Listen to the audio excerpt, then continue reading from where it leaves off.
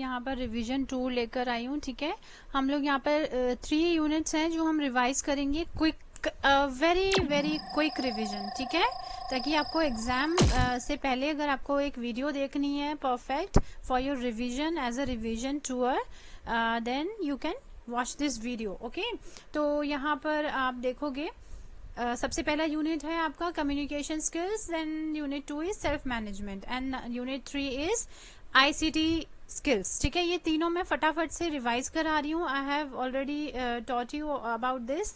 इसमें कुछ ऐसे टॉपिक्स होंगे शायद कुछ एडेड हैं जो आपने अभी तक नहीं करे हो, तो आप एक बार ये रिविजन टूर वाली वीडियो मेरी देख लेंगे। ठीक है, तो it will help you in your exam, upcoming exams. Okay, so let's start with the video. We'll start with the communication skills. ठीक है, इसमें आपको पता ही है communication skills क्या होते हैं, और हम इसका PDF आगे देख लेते हैं कहाँ से स्टार्ट है। लेट्स स्टार्ट क्विकली, हम क्विक रिव्यू करेंगे बहुत जल्दी। ठीक है, ताकि आप ये वीडियो एग्जाम से पहले देखें तो आपको एक हेल्प हो जाए।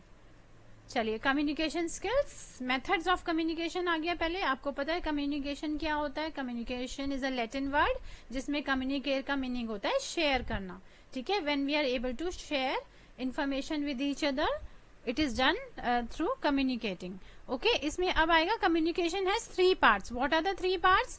Transmitting, listening and feedback. These are the 3 parts of important parts of your communication. ठीक है, ट्रांसमिटिंग में सेंडर आ जाएगा। ठीक है, लिसनिंग हो गया, जो रिसीवर है वो लिसन करेगा कम्युनिकेशन जो भी आप उनसे कर रहे हो।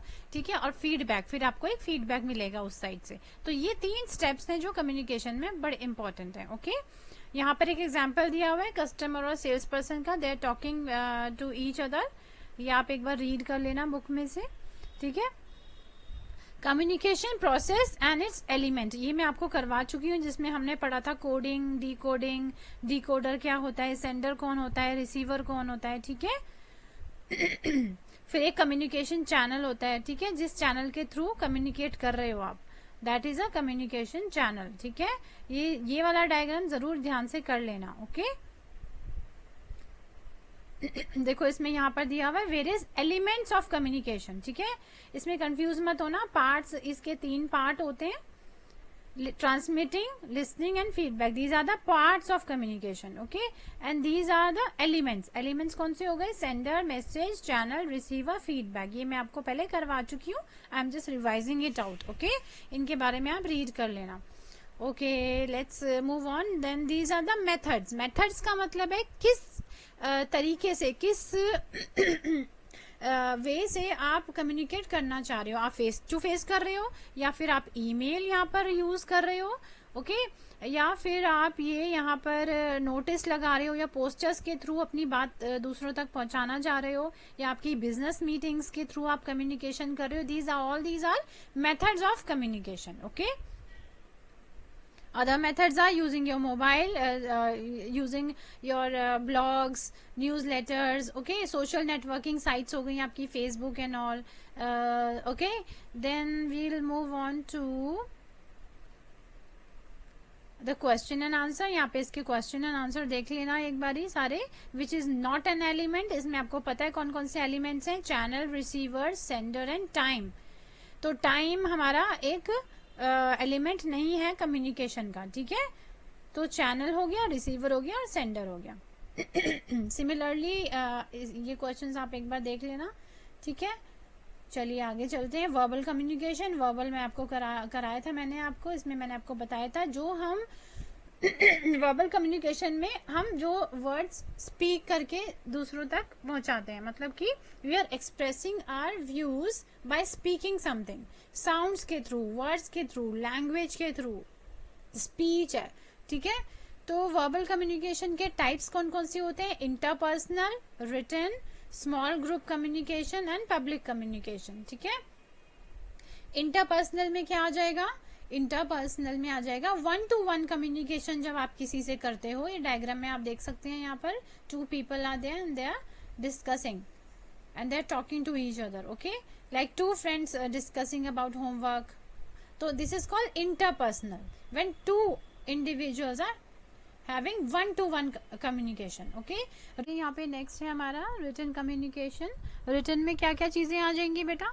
रिटन में आ जाएंगी आपकी SMS, ईमेल्स और whatever you type on a paper, ठीक है, writing a letter on a paper.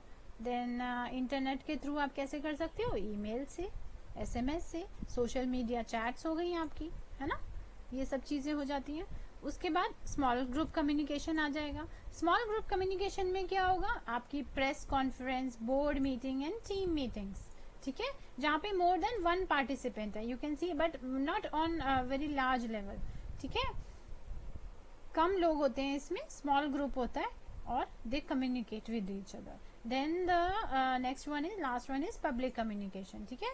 तो यहाँ पे कौन कितने कितने टाइप्स हो गए वर्बल के? इंटरपर्सनल, जिसमें 1 to 1 होता है, रिटन कम्युनिकेशन, ये भी मैंने आपको बता दिया एग्जाम्पल्स।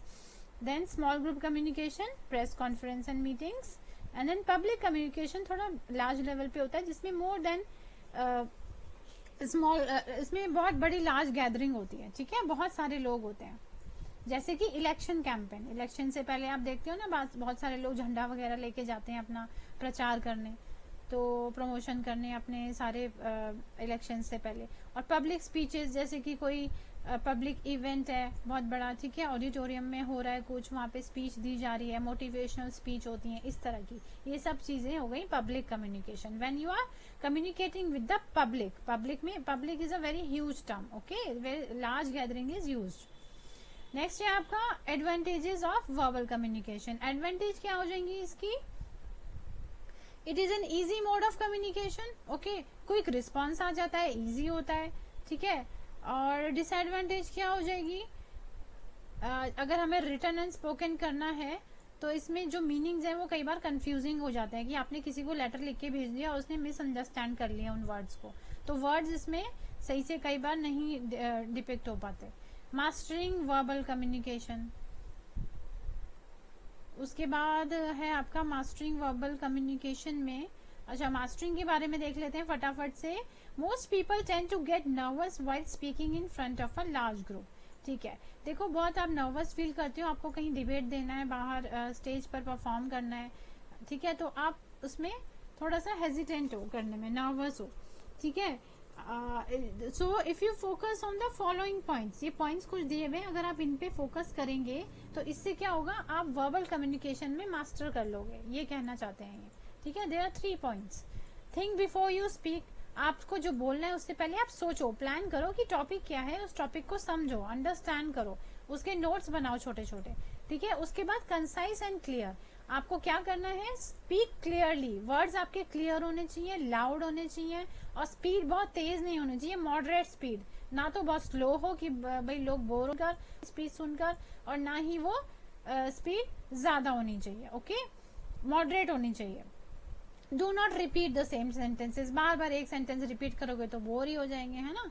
देन उसके बाद है कॉन्फिडेंस एंड बॉडी लैंग्वेज, आपकी बॉडी लैंग्वेज बहुत अच्छी होनी चाहिए यहाँ पर, कि कॉन्फिडेंस होना चाहिए, आई कांटेक्ट आपको बनाना है, यू शुड स्टैंड स्ट्रेट, ऐसा नहीं है कि आप झुककर खड़े हो या एक पैर बाहर निकाल के खड़े हो, ठीक है, इस तरह से। And be friendly, not be rude नहीं होना है, आपने फ्रेंडली रहना है, ठीक है, रूड नहीं रहना है, ऐसे जोर जोर से चिल्ला के नहीं बोलना है वहां पर स्टेज पे, ठीक है, you have to very polite and friendly and confident. So these 3 points make you master in verbal communication, especially when you're communicating in a large gathering like public speaking, okay.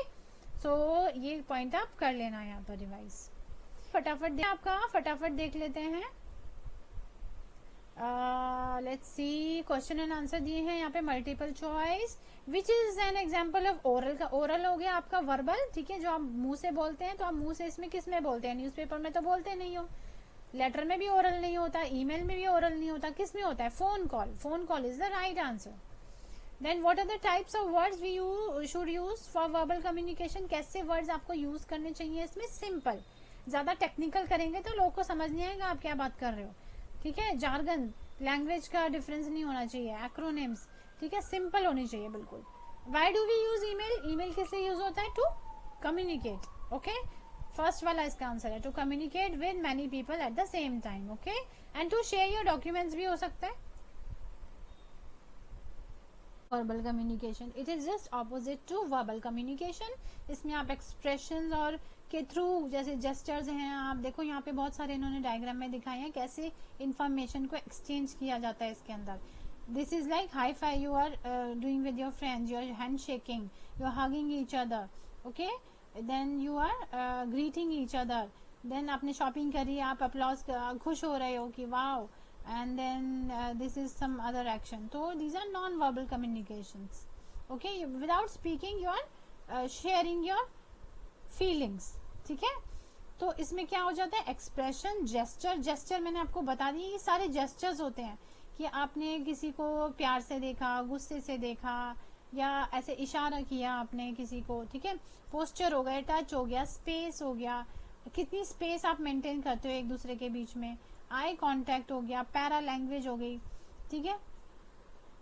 Importance of normal verbal क्या होता है भाई, importance, इसकी क्या importance है, इसमें इन्होंने कुछ ये ऐसे डिवाइड किया हुआ है, ठीक है।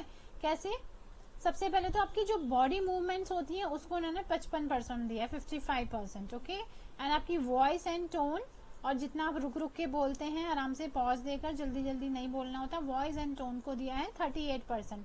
ये इतना इंपॉर्टेंट होता है आपके नॉन वर्बल में, ठीक है। इंपॉर्टेंट कितना है परसेंटेज वो बताया। आपके वर्ड्स कितने इंपॉर्टेंट है, क्योंकि देखो 7% कितना कम है, this is so less, why, words का इतना लेस क्यों है, क्योंकि नॉन वर्बल में आप वर्ड्स बहुत कम यूज करते हो। वर्ड्स किस में यूज करते हैं हम ज्यादातर, वर्बल में, तो वर्बल में इसकी परसेंटेज ज्यादा होगी वर्ड्स की, बट नॉन वर्बल में जो वर्ड्स हैं हमारे उसकी 7% है इंपॉर्टेंस, इसकी इंपॉर्टेंस नहीं है इतनी। सबसे ज्यादा आपकी बॉडी लैंग्वेज की इंपॉर्टेंस होती है, फेस के expressions. Second number is tone, voice tone. फटाफट से आगे देख लेते हैं, ये वही है, जेस्चर्स, एक्सप्रेशंस बता रखे हैं, आप इसको एक बार रीड कर लेना, ये भी वही है सारा। और फिर उसके बाद आ जाता है आपका फेशियल एक्सप्रेशन, पोस्चर, जेस्चर, ये सब कुछ वही है। इसमें पैरा लैंग्वेज है, आप पैरा लैंग्वेज एक बार देख सकते हो अगर नहीं समझ आ रहा है तो। How we speak affect our communication and includes the tone, speed and volume.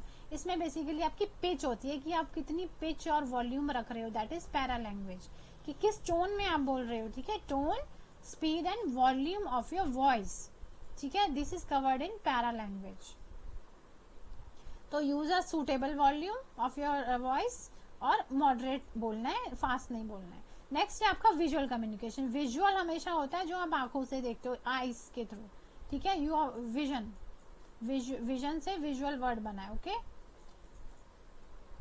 तो यहाँ पर देखो अंडर कंस्ट्रक्शन, इन्होंने एग्जांपल्स दिए हैं डायग्राम्स के, यहाँ पे कोई कंस्ट्रक्शन चल रही है तो यहाँ पर आपको एक बोर्ड लगा दिया गया है जिसपे मेंशन किया गया है कि अंडर कंस्ट्रक्शन है, यानी यहाँ पे ध्यान से जाना है आपने, क्योंकि यहाँ पे कुछ कंस्ट्रक्शन चल रही है। तो ये बोर्ड या साइन के थ्रू आपको कम्युनिकेट कर रहे हैं, तो बोर्ड को आप क्या करोगे, रीड करोगे, इसको रीड करने के लिए क्या करोगे, आप इसको व्यू करोगे, तो ये हो गया विजुअल कम्युनिकेशन।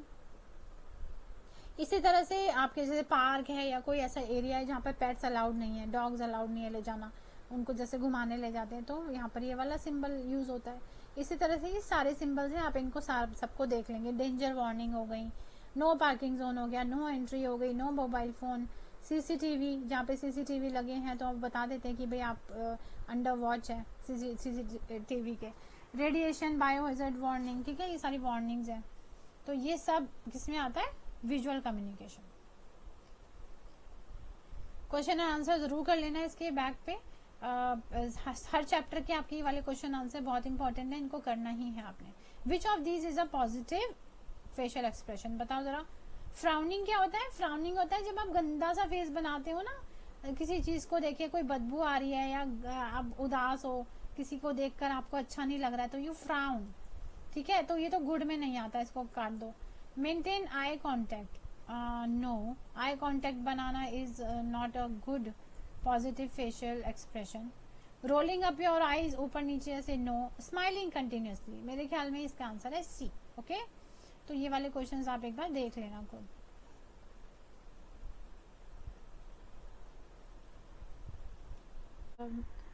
इसमें आपने मार्क करना है, put a cross mark against the actions below which are examples of bad non verbal communication. इसमें जो आपको गलत लगती हैं कम्युनिकेशन की हैबिट्स, जैसे कोई आपसे बात कर रहा है और आप सुनते सुनते यॉन कर रहे हो, उबासी ले रहे हो, ठीक है, और biting your nails in front of anyone when somebody is talking to you, clenching your jaws, ठीक है, और इंटेंस स्टेयर, किसी को घूरना, ठीक है, ये सब चीज़ें सही नहीं है, scratching head, these are not good gestures. Okay, let's move on to session number 4, that is communication cycle and importance of feedback का क्या importance है ये ज़रूर पढ़ लेना, this is very very important.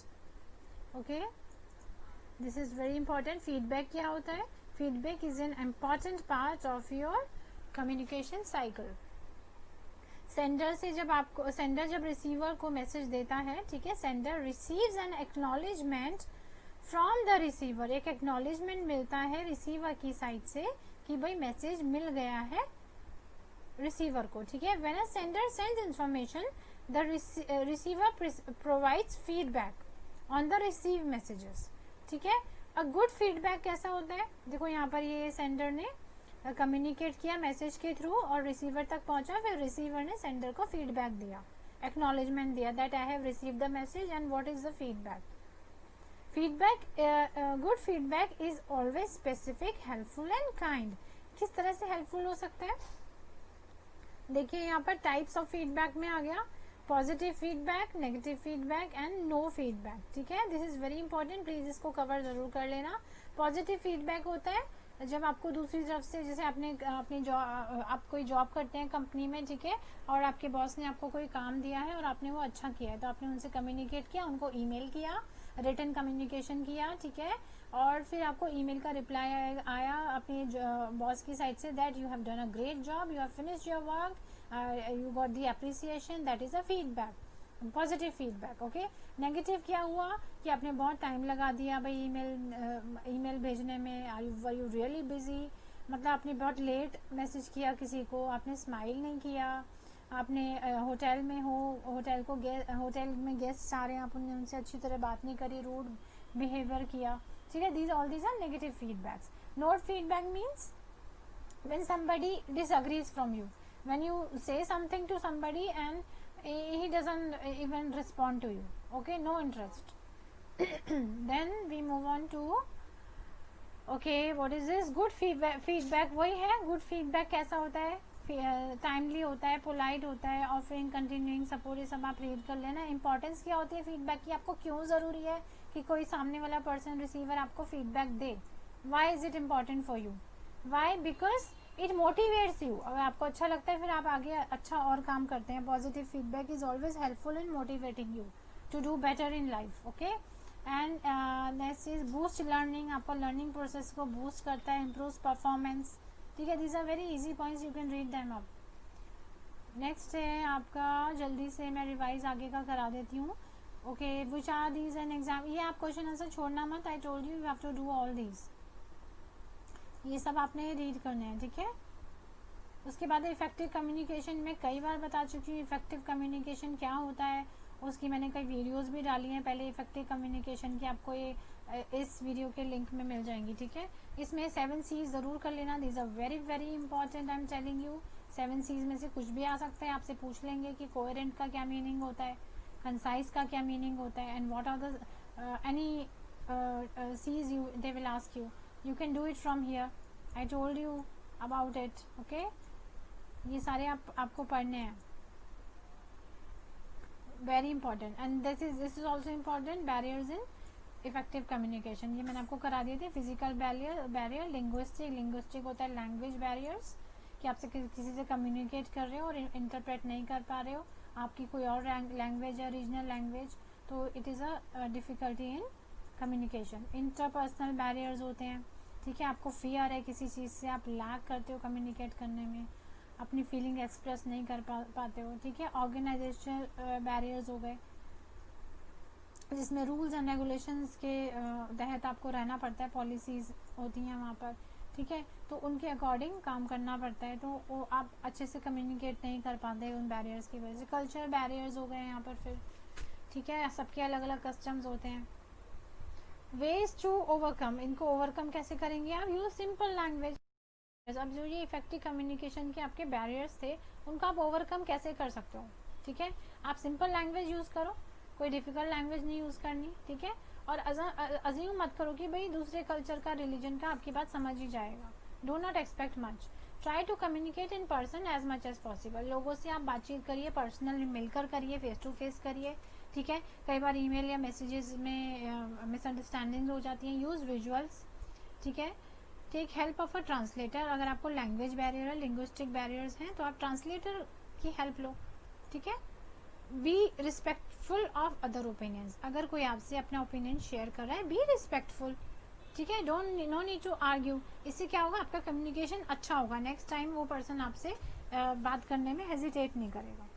वो ये नहीं सोचेगा कि आपने उससे रूडली बात करी या उसका ओपिनियन आपने एक्सेप्ट नहीं किया, ठीक है। नेक्स्ट चलते हैं आगे। ये क्वेश्चन आंसर आप अपने आप करेंगे, रीड आउट कर लेना। रिटन स्किल्स, रिटन स्किल्स आपको पता ही है, कैपिटलाइजेशन मैं करा चुकी हूँ, कैपिटल लेटर्स वगैरह कहाँ पे यूज़ होते हैं। इंग्लिश लैंग्वेज में भी ये सब कुछ पढ़ा हुआ है। पंक्चुएशन मार्क्स कैसे लगते हैं, ठीक है। पंक्चुएशन आपके ये हो गए, कहाँ पर क्वेश्चन मार्क लगता है, ठीक है। कहाँ एक्सक्लेमेशन साइन कब लगता है। What a beautiful dress, when you want to exclaim on something, ठीक है। स्ट्रॉन्ग फीलिंग आप बोलना चाहते हो। फुल स्टॉप, कॉमा, ये सब आपने इंग्लिश में पढ़े हुए हैं। एपोस्ट्रॉफी, सेंस ऑफ बिलोंगिंगनेस, कि ये तो शोभा की कैट है, किसी की कैट है, तो ये पोजेस करती है, मतलब it belongs to, this cat belongs to Shobha, तो आप एपोस्ट्रॉफी एस का यूज़ करते हो, ठीक है। Pooja's book, Rahim's colour pencils. Next है आपका parts of speech. Parts of speech में आप ये नाउन्स, प्रोनाउंस, इनके सेंटेंसेस आ सकते हैं बनाने, ठीक है। एडजेक्टिव फाइंड करना आ सकता है किसी चीज़ का। एडजेक्टिव आपको पता ही है, क्वालिटी ऑफ एनी ऑब्जेक्ट और पर्सन। वर्ब्स होते हैं, एक्शंस होते हैं, ठीक है। रन, ईट, थिंक, सेट। एडवर्ब्स हो गया। एडवर्ब्स की बेटा ये पहचान होती है, ज़्यादातर मोस्टली एडवर्ब्स जो होते हैं एल वाई पे एंड होते हैं, तो ठीक है। Easily, carefully, beautifully. और अगर ये वाले टर्म्स लगे हों, मोर ब्यूटीफुल, मोस्ट ब्यूटीफुल, ये भी आपके एडवर्ब्स होते हैं। मोस्ट, मोर, क्वाइट, ठीक है। क्वाइट फार लिखा मैंने, तो ये हो गया आपका एडवर्ब, ठीक है। नेक्स्ट चलते हैं आगे। आपके फिर आर्टिकल्स आ गए। इंग्लिश में जितना भी है सारा पोर्शन, इसमें से आपके सेंटेंस आ सकते हैं। फिल इन द ब्लैंक्स, या आपसे ऑप्शंस में पूछ लेंगे what is the right answer. MCQ आ सकता है, ठीक है। कंजक्शन होते हैं जो ज्वाइन करते हैं दो सेंटेंसेस को, ठीक है। बिकॉज हो गया, बिकॉज दो सेंटेंसेस को ज्वाइन करता है एक मीनिंगफुल सेंटेंस बनाने के लिए। प्रपोजिशन हो गया, आपकी पोजीशंस हो गई कि ऑन, इन, अंडर। इसमें मैंने आपको एक डिफरेंस करवाया था अक्रॉस का, अक्रॉस और एक थ्रू का कराया था, ठीक है। आपको 9th क्लास में भी मैंने ये चीज़ समझाई थी, अक्रॉस और थ्रू में डिफरेंस क्या होता है। जैसे सेंटेंसेस में आपको एमसीक्यू में पूछ लेंगे, तो अक्रॉस थ्रू में क्या डिफरेंस होता है। अक्रॉस देखो, ये रिवर है सपोज, ठीक है। You are going across from one end to another, तो you are going across something. But through का मतलब है, थ्रू ज़्यादातर टनल के लिए यूज़ होता है। Train is going through the tunnel, तो ये सपोज ये टनल है, इस टनल में से ट्रेन जा रही है निकल के। Through means going is inside a tunnel, और ऐसी किसी चीज़ के अंदर से निकल जाना, थ्रू हो जाना, ठीक है। तो ये डिफरेंस होता है। ज़्यादातर थ्रू के सेंटेंसेस ट्रेन के साथ आते हैं, ट्रेन जो है टनल से निकल गई या कुछ इस तरह से। नेक्स्ट चलते हैं आगे।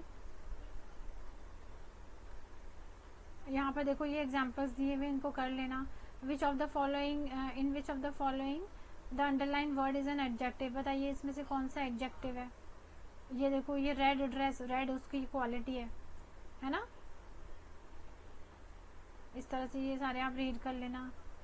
उसके बाद हम आगे चलते हैं यहाँ पर राइटिंग स्किल्स। राइटिंग स्किल्स में सब्जेक्ट अब आपको पता है, आपको पता है। ये वाला टेबल देखो, इस सेंटेंस में सब्जेक्ट क्या है, सब्जेक्ट ही है, जिसके बारे में बात हो रही है वो सब्जेक्ट है, ठीक है।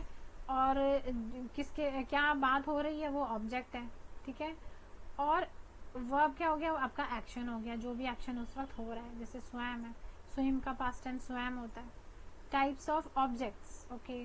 चलो यहाँ से आगे चलते हैं। एक्टिव पैसिव आपको आता ही है, कई बार आप लोग कर चुके हैं ये चीज़ें। एक्टिव पैसिव कर लेना। और आगे चलते हैं यहाँ पे। लेट्स सी, आपका चैप्टर कम्युनिकेशन स्किल ख़त्म हो गया है। अब यहाँ पर आ गया सेल्फ मैनेजमेंट। सेल्फ मैनेजमेंट में क्या होगा, सेल्फ मैनेजमेंट आपको पता ही है क्या होता है। मैंने वीडियोस में आपको कई बार बताया है, how you manage your self. Manage का मतलब है आप कैसे अपने आप को डिसिप्लिन रखते हैं, अपना timeliness, goal setting, problem solving, team work, professionalism, ये सब चीज़ें, ठीक है।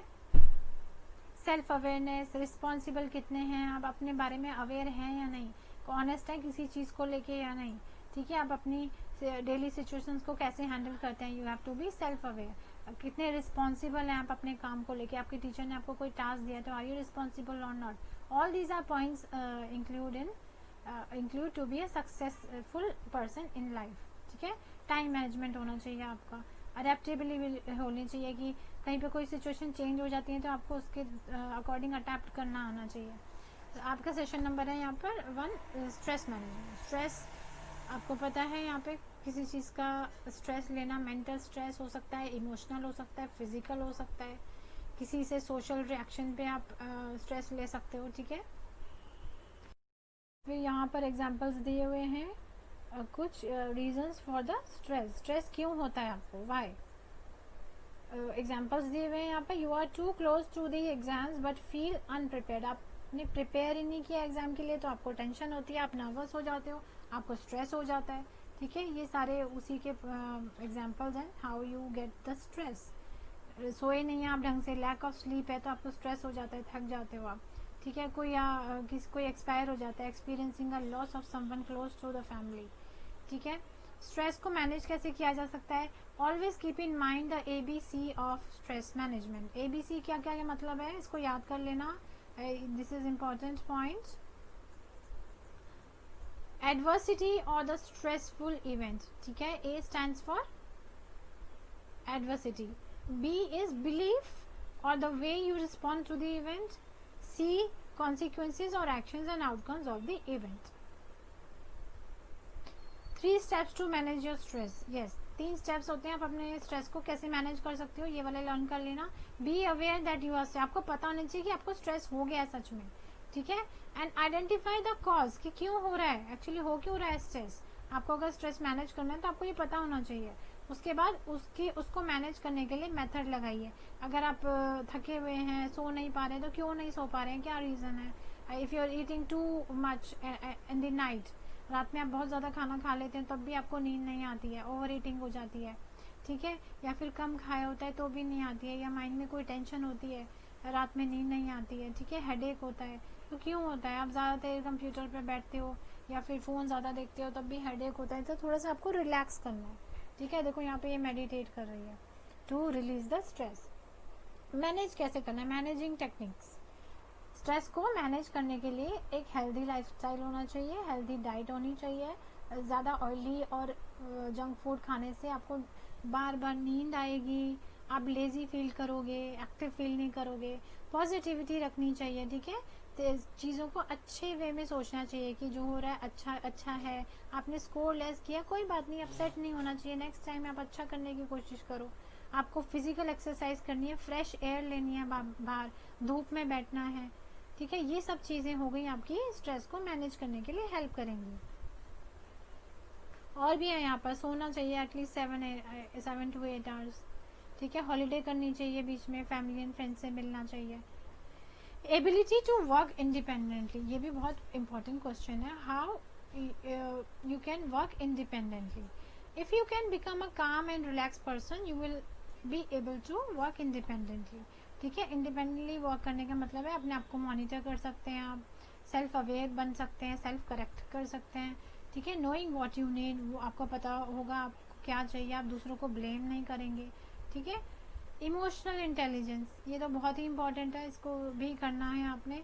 इमोशनल इंटेलिजेंस क्या होती है, जब आप अपने इमोशंस को समझने में केपेबल होते हो, यानी कि it is the ability to identify and manage one's own emotions. आप अपने इमोशंस के बारे में अवेयर हैं, ठीक है, और उनको सोचते हैं कि क्या आप सोचते हो चीज़ों को लेकर, पॉजिटिव सोचते हो या नेगेटिव सोचते हो, और कैसे अपने इमोशंस को आप मैनेज करोगे, ठीक है। तो ये तो हो गया इमोशनल इंटेलिजेंस। देखो कितना सारा मैंने आपको रिवाइज करा दिया है, यहाँ पे आ गया सेल्फ अवेयरनेस, अपनी स्ट्रेंथ और वीकनेस। ये तो आप प्लीज़ अपने वर्ड्स में लिख ही लेंगे, ये करा भी चुकी हूँ मैं आपको, ठीक है। अपनी स्ट्रेंथ और वीकनेस के बारे में आपको पता होना चाहिए क्या है, आइडेंटिफाई उनको करना है, अपनी वीकनेस को और स्ट्रेंथ को, ठीक है। एक यहाँ पे इम्पॉर्टेंट आ जाएगा, ये मैं करवा चुकी हूँ आपको, what is the difference between interest and abilities, ठीक है। एबिलिटी होता है आपकी नेचुरल कैपेसिटी, अगर आप बहुत अच्छे क्रिकेटर हैं, नेचुरली हैं, कोई आपको ज़्यादा मेहनत नहीं करनी पड़ी उसमें, तो वो इंटरेस्ट एंड एबिलिटी में आपकी ये नेचुरल कैपेसिटी हो गई, ठीक है। और कुछ चीज़ें हैं जो आपका इंटरेस्ट है, जिसमें you like to paint, you there something which is your hobby which you want to do, ठीक है। चलो, इसके बारे में बहुत मैं पहले भी बता चुकी हूँ आपको, असाइनमेंट्स में भी मैंने आपको दिया है ये। सेल्फ मोटिवेशन आ गया उसके बाद। सेल्फ मोटिवेशन क्या होता है, जब आप अपने आप को पुश कर पाते हो कि भाई आपको ये गोल अचीव करना है, और हैप्पी होते हो, खुश होते हो, और इम्प्रूव करने की कोशिश करते हो अपनी लाइफ को, ठीक है। ये कुछ एग्जाम्पल्स हैं, please read them. Types of motivation, आपको कोई प्यार करता है, आपको हैप्पी रखता है, हेल्दी रखता है, तो ये आपके लिए इंटरनल मोटिवेशन है। There are two types of motivation, एक तो इंटरनल है यहाँ पर और एक एक्सटर्नल है, ठीक है। दोनों होते हैं। इंटरनल होता है आपको, आप खुश हो, मोटिवेट हो अपनी लाइफ से, आप सिंगिंग कर रहे हो, डांसिंग कर रहे हो, खुश हो रहे हो, एंजॉय कर रहे हो लाइफ को, ठीक है। कोई आपको प्यार कर रहे हैं, आप खुश हो। एक्सटर्नल हो गया बाहर से, यानी आपको पैसे दे दिए किसी ने अप्रिशिएट कर लिया, आपकी रिस्पेक्ट कर दी किसी ने, ठीक है। आपने कोई मेडल जीत लिया, कोई प्राइज जीत लिया, these are external motivation factors, okay. So two types of motivation and please do this, it's important. Qualities of self motivated person, then building self motivation, ये सारा मोटिवेशन का आ गया है, please go through them. Self regulation, self regulation आ गया, उसके बाद ये सारा हम कर चुके हैं। इम्पॉर्टेंट मैं आपको करा रही हूँ एग्ज़ाम पॉइंट ऑफ व्यू से, ठीक है। चलो आगे चलते हैं फटाफट। इस तरह से आपका एक रिवीजन हो जाएगा। आप अगर 1 घंटा भी ये मेरी वीडियो देख लेंगे, it will help you a lot. चलो, ये 2 चैप्टर्स का आपका कंप्लीट हो गया। एक आपका चैप्टर है ये ICT, ठीक है, information and communication skills. Information and communication skills मैं आपको नेक्स्ट वीडियो में कराती हूँ, रिवीजन पार्ट 2 में। इसका बहुत ज़रूरी है, बिकॉज ये आपका आएगा 15 मार्क्स का हाफ ईयरली में, ठीक है। ये 15 मार्क्स का है। अभी वो जो पहले वाले थे वो 5-5 नंबर के क्वेश्चंस थे उसमें से, इसमें से 15 नंबर का आएगा, तो रिवीजन 2 आपके लिए इम्पॉर्टेंट रहेगा। So wait for my video, okay.